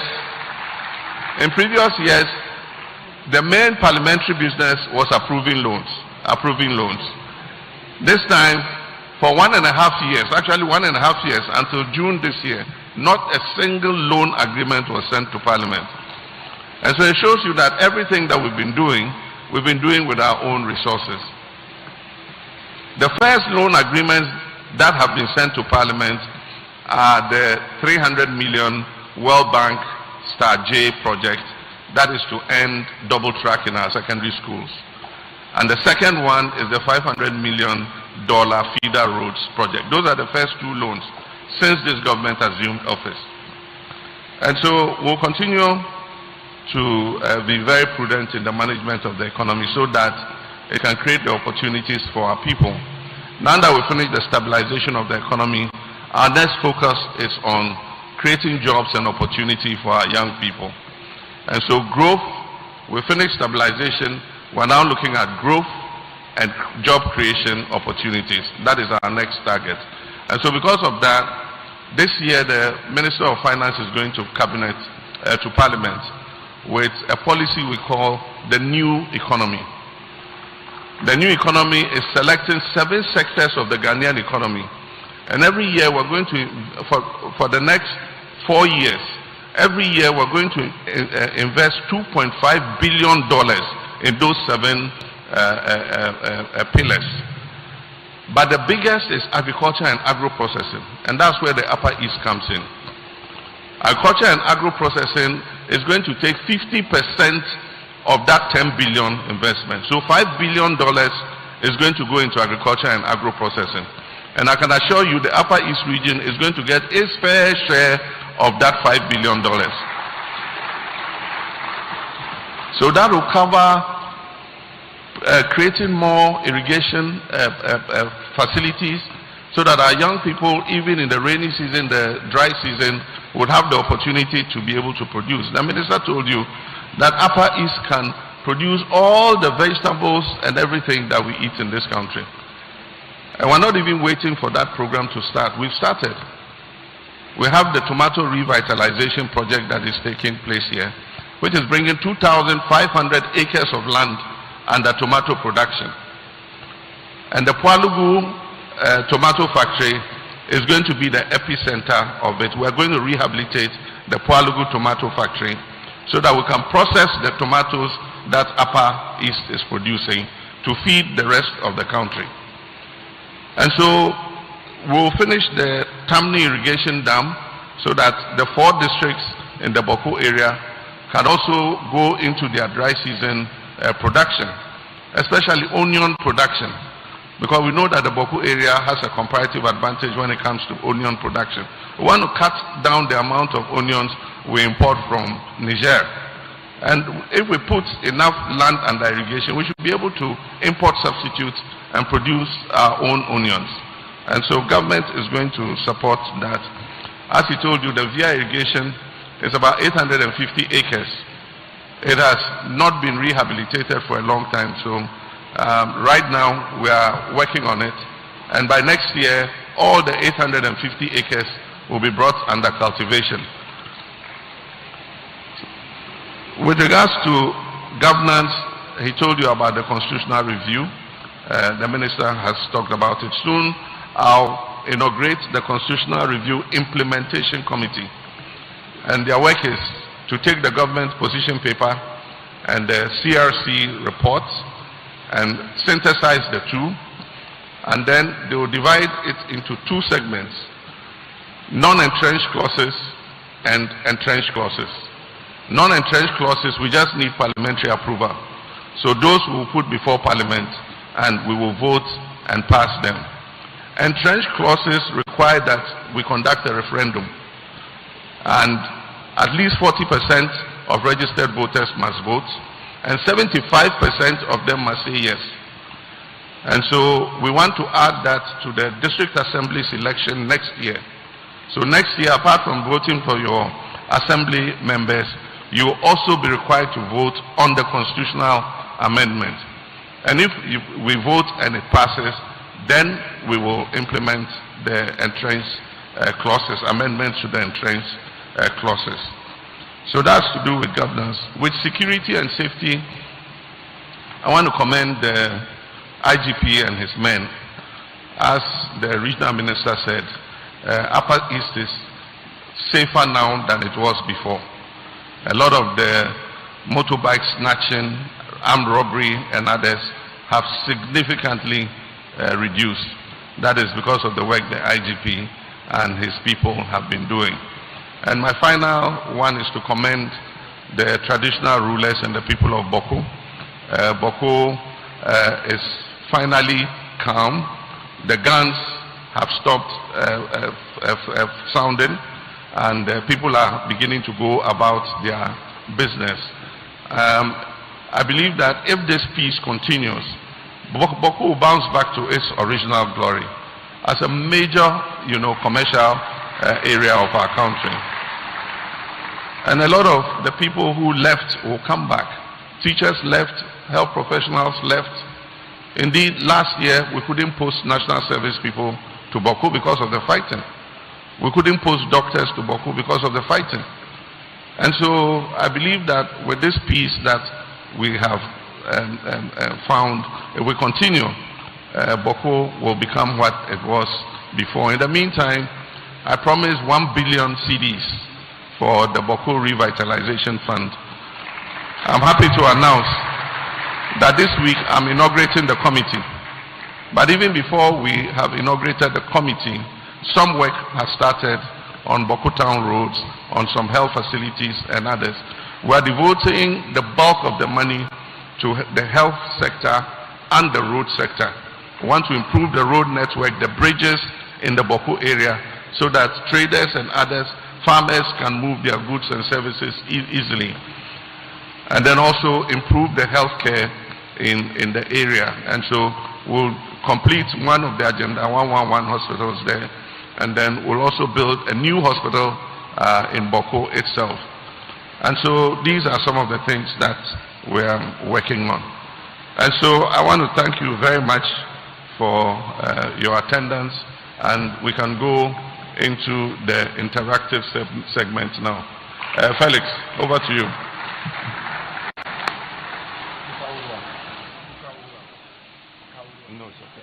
Your Excellency, may I kindly ask that you stay with us for a few minutes.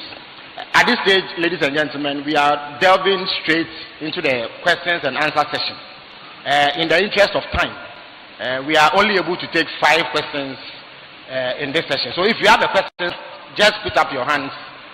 Once you catch my eye, I will call you, and then a microphone will be brought to you to answer your question. Let me start by giving the opportunity to our revered man of God, a member of the clergy, to ask a question.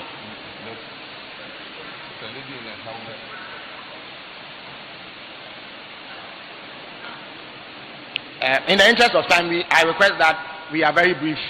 Okay, so I would like to... And one question per question. The question, there are two questions, but the very first one is just a kind of observation. I would like to thank you very much for the information that has been given in terms of this region.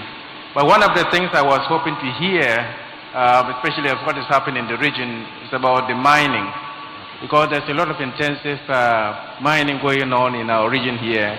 And we would really want to know what the impact is on the region in terms of benefit. But at the same time, also the issues of the destruction of the environment and all that. This is a major issue.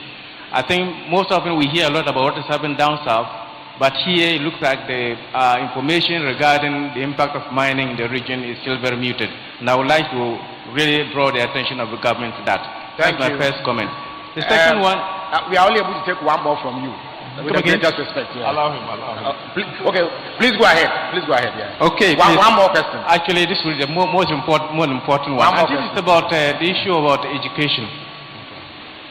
In July, there was a government conference on the indiscipline in the schools, organized in Sunyani. And then a week later, we, the Catholic bishops and the Muslims, the Muslim leadership, we had a dialogue. And one of the things that also came out was the same topic, indiscipline in our schools, and how the stakeholders, most stakeholders can be able to handle that. And for us, from our side, we looked at it from the point of view of faith-based organizations, what we can do in order to be able to help. I'm happy the Minister of Education is here, and he's talking about the investment in education, and the children are also here, and I'm very happy about that. But one of the things that I wanted you to really draw the attention is indiscipline in school, because you can feed them, you can give them all that they have, but if there's indiscipline, I think we are not going to go anywhere.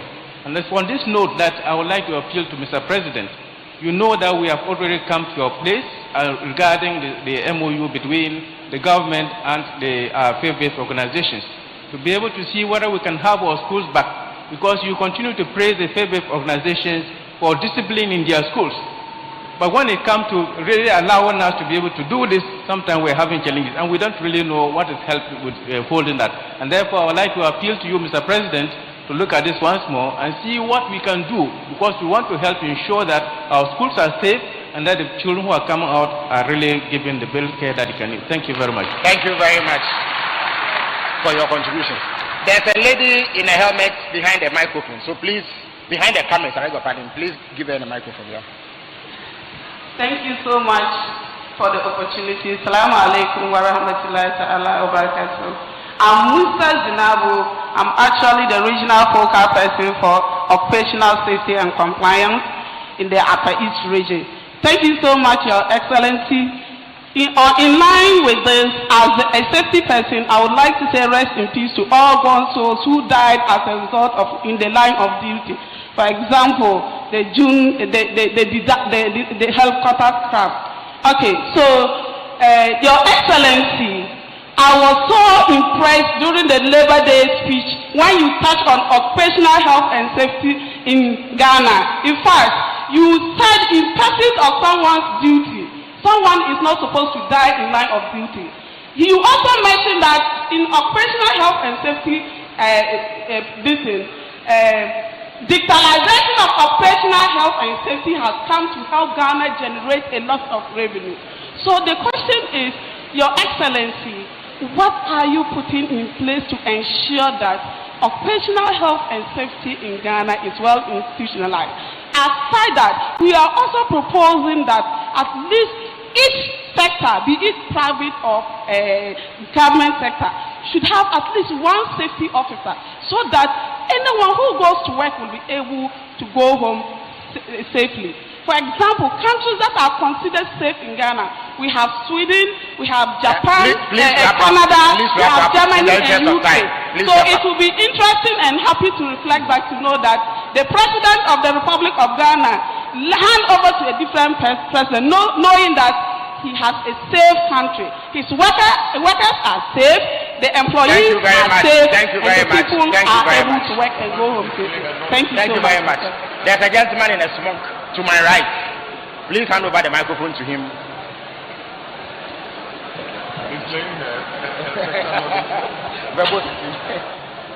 Thank you very much. Thank you very much, Your Excellency. One question and very brief at that. Yes, thank you very much, Your Excellency. Mine is an appeal. Your Excellency, there is no doubt majority of Ghanaians are benefiting from the reset agenda of your government. However, poverty, unemployment, inequalities are still pronounced, especially in the northern part of the country. We have been told by a number of people, you are the first president to do this, you are the first president to do that.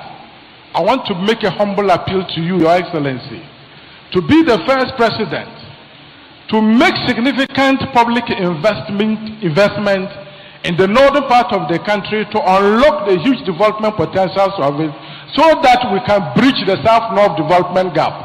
I have always felt that if, Your Excellency, you do not make this commitment come to fruition, we may not get an opportunity of someone who lived, born and bred and well versed with the realities in northern Ghana to be able to address the South-North development gap.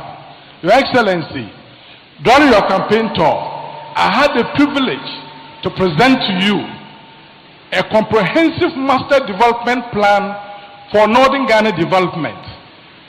I want to know to what extent has government attended to this document, which has all that it takes to address poverty, inequalities, deprivations in northern Ghana. Thank you very much. Thank you very much.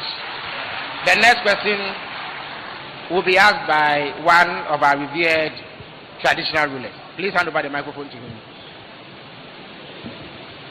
Thank you so much. My name is Nabatanda Rongorgo Kuguri Asobaire the Fifth. I am the Paramount Chief of Kologo Traditional Area. Your Excellency, Mr. President, when you were mentioning of the roads, I thought maybe I'll just keenly listen. But Kologo Naga Road, Navrungo Kologo Naga Road wasn't mentioned. And when the Minister of Roads was doing it, I didn't hear. Kologo is the only town in Upper East here, one of the biggest paramountcy, without a police station, without a secondary school. Mr. President, I know you will consider me giving me one of the secondary schools that you are going to give to the region. Thank you so much. Thank you very much. The last question will go to a woman in the interest of gender balance. So I see a lady in a hijab at the back there. Please give the microphone to her.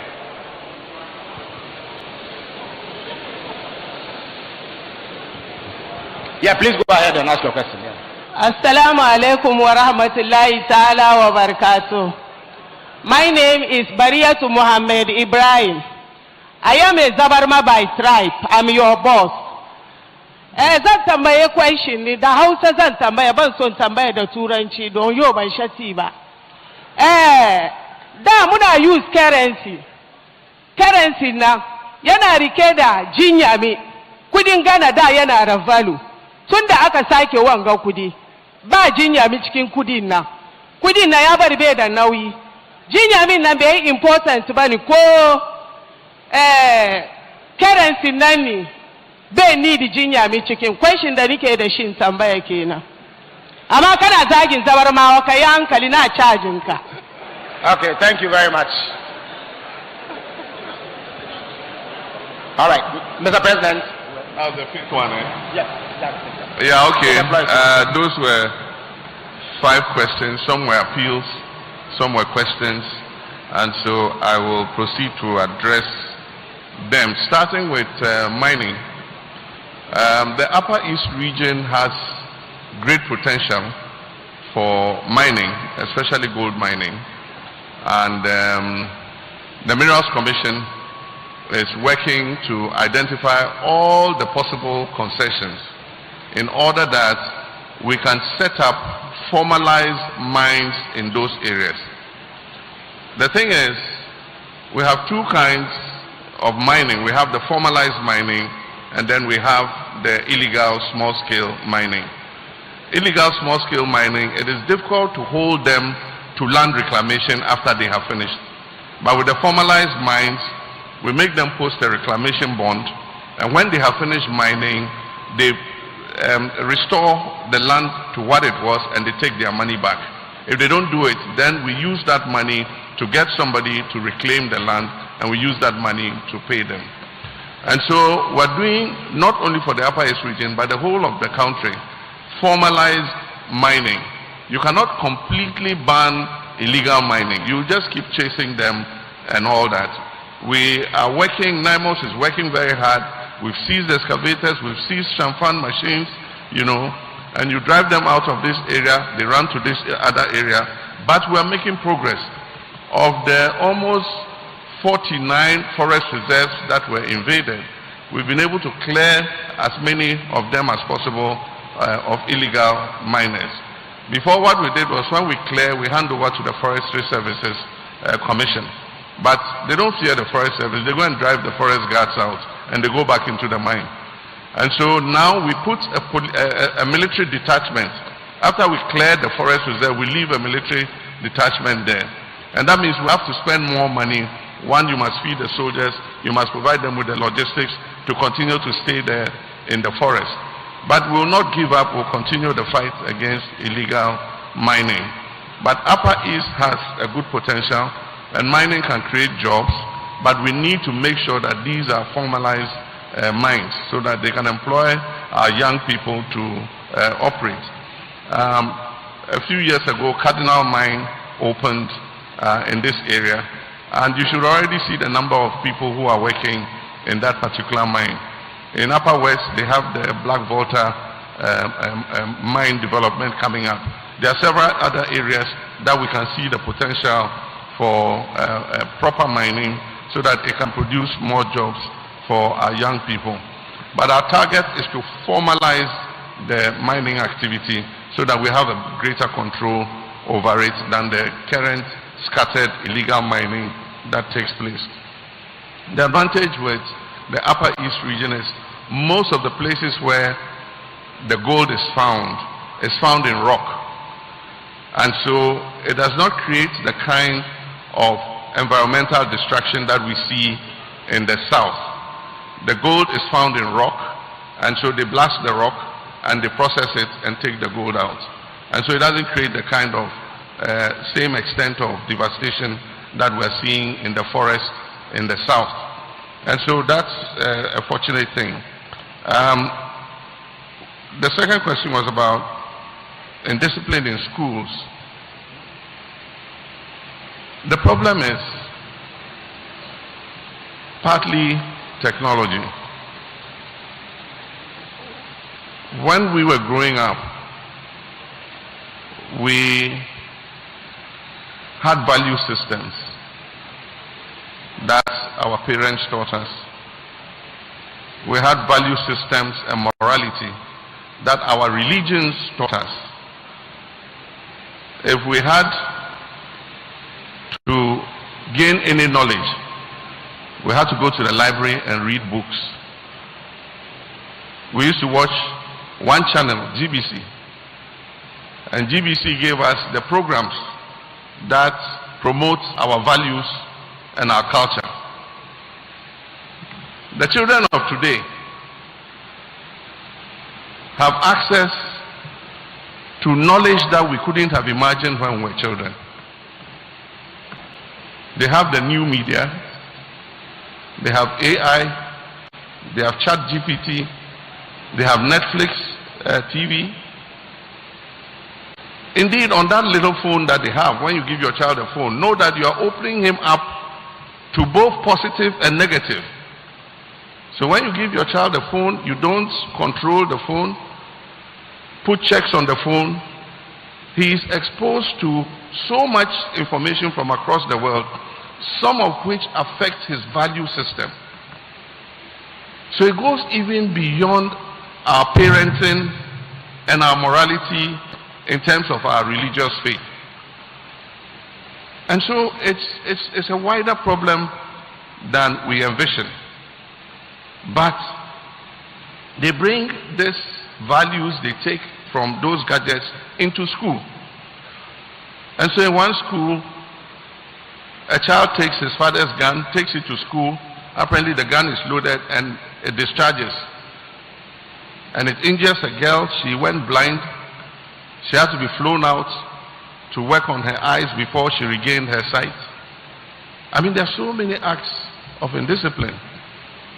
And when a teacher is enforcing discipline, a housemaster, the students gang up and say they don't like him. They go and attack his house. You know, in some cases, burn his house down. And so, yes, it is a problem that we must work together to solve. Both government and the faith-based institutions. We have noted the roadmap that was presented by faith-based institutions, faith-based organizations, to have a greater say in the schools that they established. And government is not averse to it. We're not averse to the faith-based organizations having a greater say in how their schools are managed. And so I can assure you, Reverend Father, that that is a process that is ongoing. And I'm a person of faith, and I've done my best to bring my children up based on the values that I was also given. But there are many cases where children break loose and become something else other than what you intended them to be. And so it's something that all of us need to work on. And that is why even the Minister of Communications is proposing to implement a system that prevents children under 16 from visiting certain sites on their phones. If we do that, that will help to protect our children. But like I said, we are not averse to increasing the roles of faith-based institutions, organizations in the running of the schools that they establish. Madam gave us a lecture on occupational health and safety. I'm not an expert in that area, so thank you very much for everything that you said. But we've been working with the TUC. Safety is important in any economic activity, not only in factories, but in agriculture. How you handle pesticides, you must follow the rules of handling the pesticides. Otherwise, you can poison yourself, you can poison the crops, and the crops will poison people. If you are operating a heavy-duty machine, you must follow the guidelines for operating the machine. If you are going to move the machine, it is said that you must blow the horn, ping, so that anybody around will move away before you move. Otherwise, you could end up killing somebody or hurting somebody. So occupational safety is in almost every sector of endeavor. And what must happen is, in any of those economic sectors, they must have guidelines for safety. If you go, for instance, to the mines have very strict safety instructions. And if you breach the instructions, you can lose your job for not following the safety guidelines. And if there's an accident on site, they set up an investigation to find out why the accident happened, so that they can put in safeguards so that it doesn't happen again. So it's something we must all take seriously. And like I said, we and organized labor are working on that. Indeed, many of the things we talked about in respect to investments and in respect to what I said about the new economy is going to help bridge that inequality. Because when I talked about agriculture, I said that the Upper East region has a comparative advantage. Not even only the Upper East region, the 5 northern regions have a comparative advantage when it comes to agriculture. And indeed, I said that we're going to make sure that we get our fair share of that $5 billion investment. And so, if you look at the north and the south, we have a comparative advantage in some key sectors. 1, in agriculture. 2, in some places, mining. And so, if even we're going to industrialize, we must industrialize based on our comparative advantage. And so, we must look at what we produce here and put in the processing capacity to be able to process it and prepare it for the market. And so that is where the focus and the target is going to be. We have the share industry. We must build more share processing facilities. Indeed, we built one in Bupe. It was working perfectly. After we left and our cousins came and took it, that factory, by the time we came, it had been run down, the raw materials were sold, the capital was spent, and the factory is standing there. And so, the North's ability to come out of poverty and to balance out the equality is to take advantage of the comparative advantages we have. And that means that we must make sure there's more water provided. There are more roads so that we can evacuate the food early. We have extension officers who will provide advice to farmers. We must build more farmer service centers here so that our people can have access to mechanization services. So I can assure you that a lot of investment is coming in. But even before the new economy, if you look at the distribution of key projects in the health sector and the education sector, if you do the analysis, you'll find out the majority of those projects are coming into the 5 northern regions to balance out the inequality. And so, it's something that we are doing deliberately because it is in the interest of Ghana for us to balance out the inequality. Otherwise, what is happening is there's a steady drift of population to the south. And when that population drifts, then it puts more pressure on the social services in the south. It's not in anybody's interest. So it's in the interest of the south for the north to develop so that our population can balance out. And it's not us who are saying it. It was captured by the African peer review mechanism.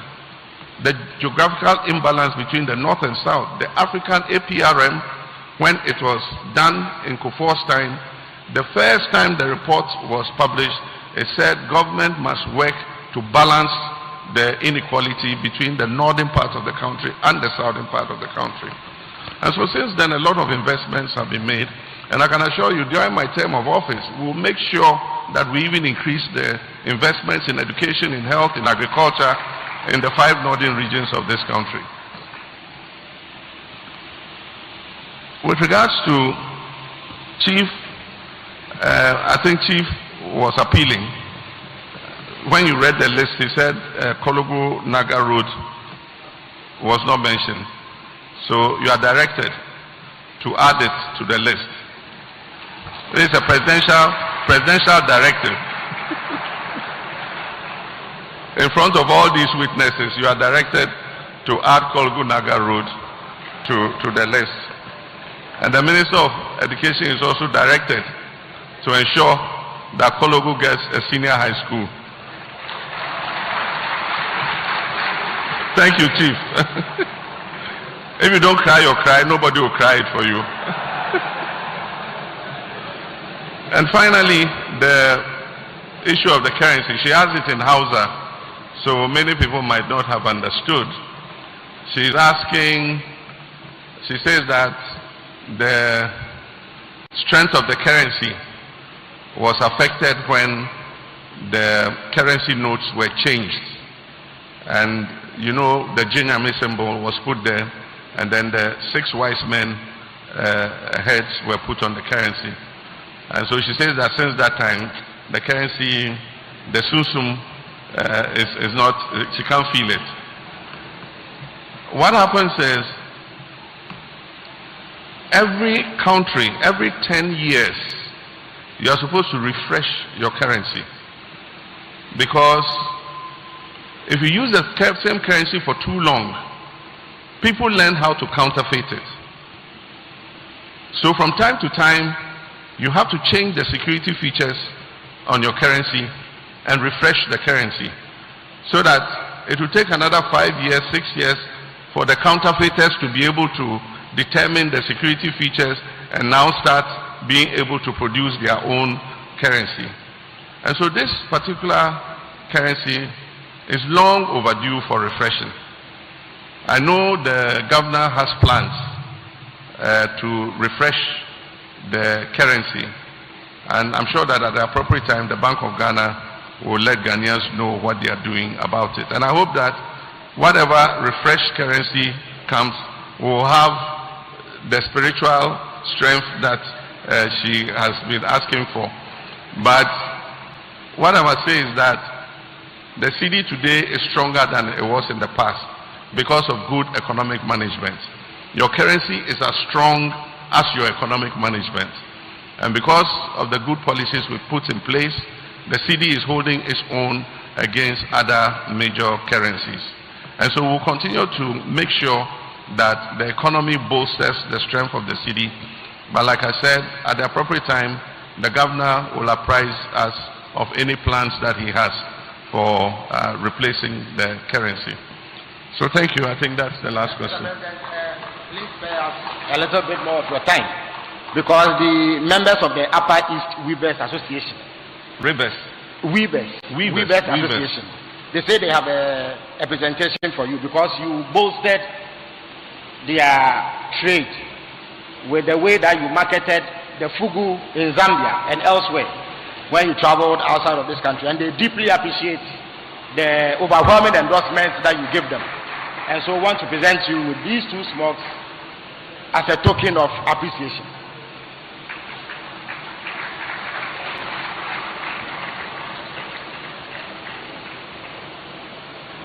Thank you so much, Your Excellency, the President of the Republic of Ghana. I am Priska Nambomi Yenzi, the Regional Director for Upper East Regional Museums, and the Queen Mother for Napalek Nangodi Traditional Area. On behalf of the Bolgatanga Weavers, the Bolgatanga Sumasin Weavers Association, I bring you warm greetings with respect and gratitude. Your Excellency, we remember with pride that during your visit at Nat Hall, we made a request that you make our Goran Tane a national asset when you become a president. Yes, indeed, you have become the president, and you have made our request feasible. by declaring Wednesday as a day for everyone in Ghana to wear grown tane. Today, we are here to say thank you for making our dream and hard work fruitful. And as a sign of our appreciation, we are honored to adorn you with grown tane. We hereby invite our Honorable Minister to join us to do us the honor in this.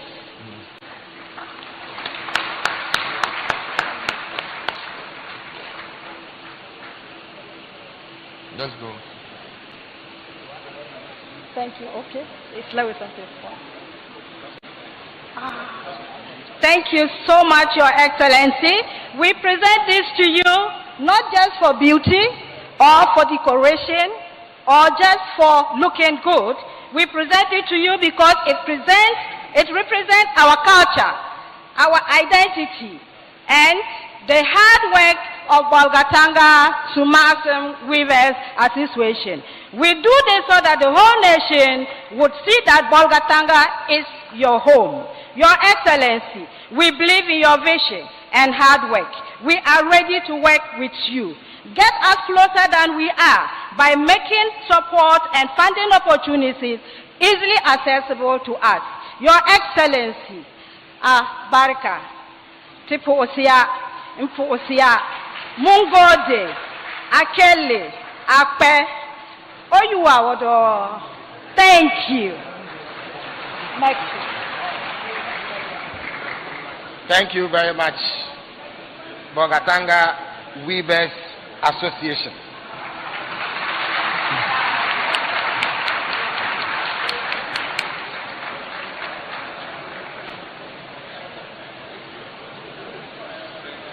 All right. Thank you very much, Your Excellency. You may now resume your seats. We are almost at the end of this program, and I have the privilege to invite the newly minted Minister for Local Government, Chieftaincy and Religious Affairs to give us a short vote of thanks. The Honorable Mahama Yariga.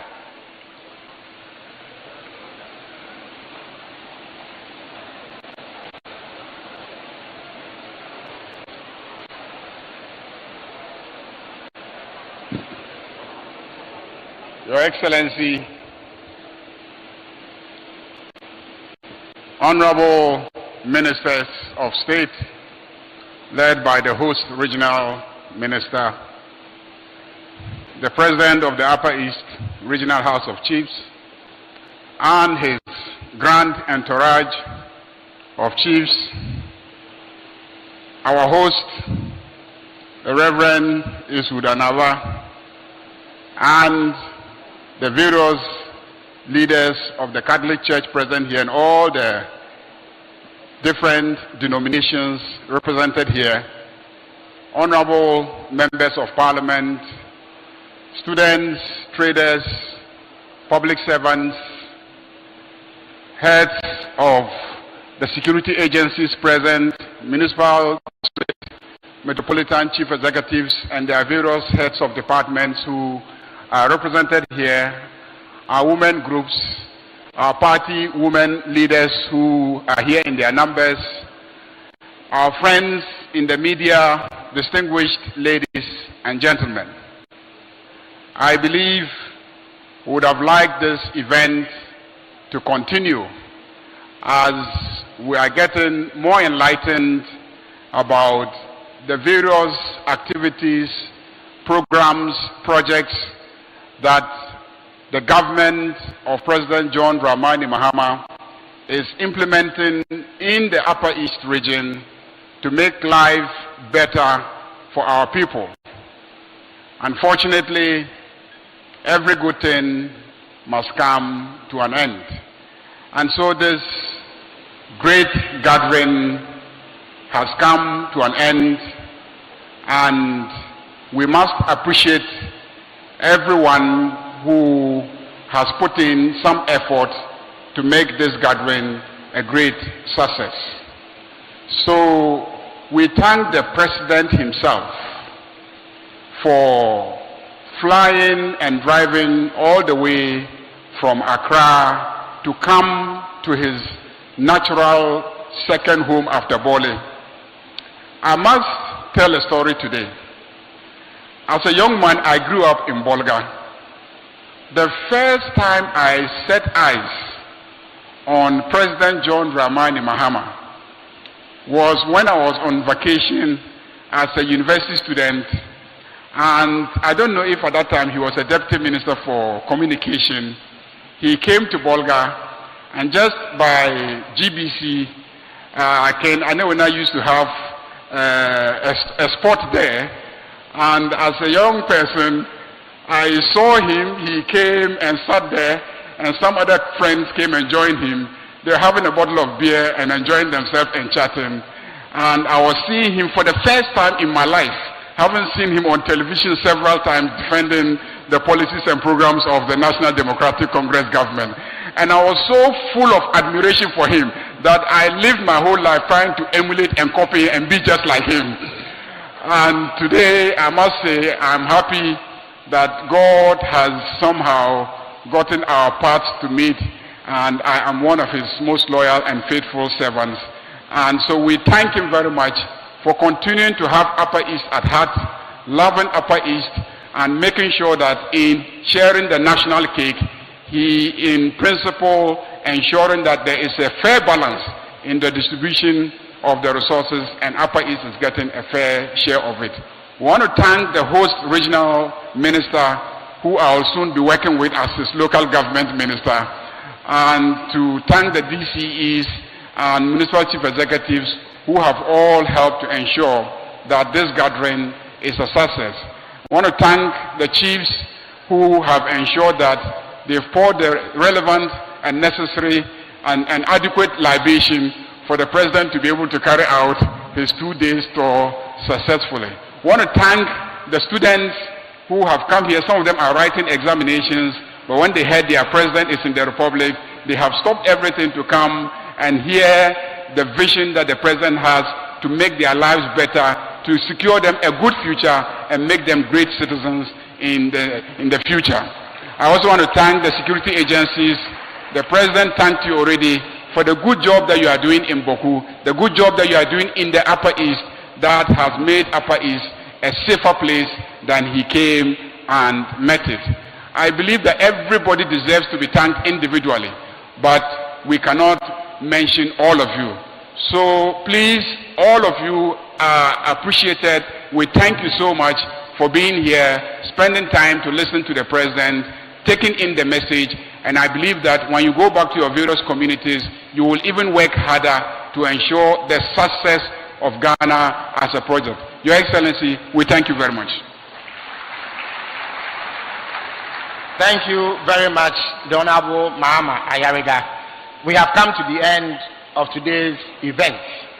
But before we depart, I will entreat all of us to stand as we take the national anthem.